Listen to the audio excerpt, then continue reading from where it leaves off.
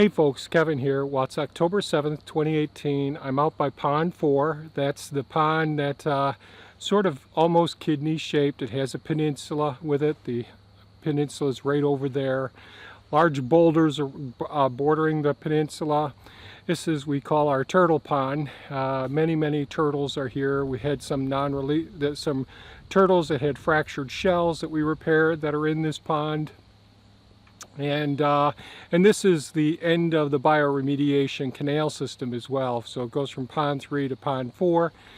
And so, oh goodness, Timmy may be coming to visit now. I feel somebody tugging on my pants.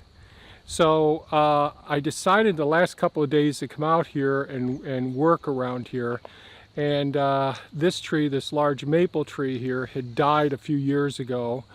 We let it go until the point where it was really disintegrating. The woodpeckers have finished using it. The tree swallows and martins, everybody's had nests in it. The nests have all gone. It's fall time now.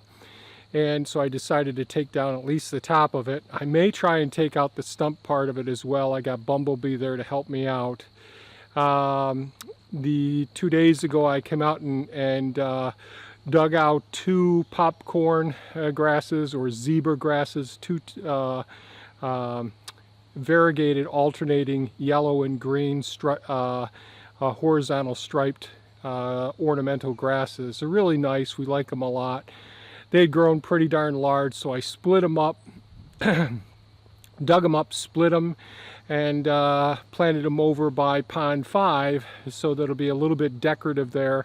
And whenever you have ornamental grasses, one of the neat things about the ornamental grasses is if you've got to work around them, you can basically drive right over them, just cut them back and drive right over the area. You just don't want to drive over the root mass themselves. So I decided I wanted to work in this area. We've got some pokeweed that has started growing up in here. We have some bindweed in here. We have grapevines that are growing all along the this sitting area. And eventually I may want to go ahead and build a large arbor over this area and have this where hardy kiwis can be planted as well.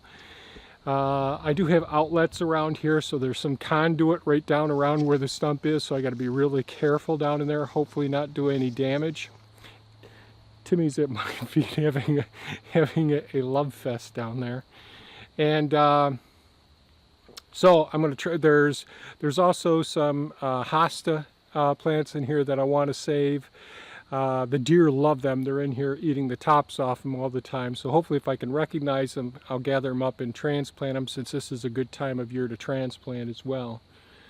So I'm not sure what I'll get accomplished, but I'll try and shoot some video of the work around here, and at least you could see how things have begun. Over the last couple of years I let this grow up, and it was just completely covered with vines and all.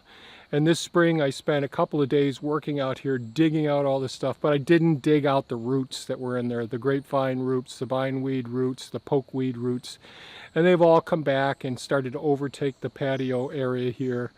So I got to dig out the roots. The rest of the areas around the margin I can mow to keep all the noxious plants under control.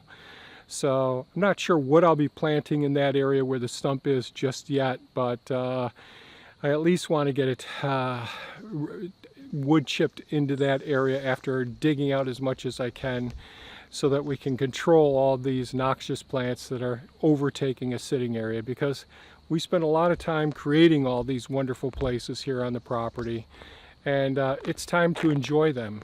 And here comes Timmy, I guess. So without any further ado, I'm going to get started here. There may be some GoPro footage, and I will show you where I transplanted the zebra grasses, or popcorn grasses as well. Yes, Timmy. So I hope you folks have a great day. Bye-bye now. Timmy. Yes, yes.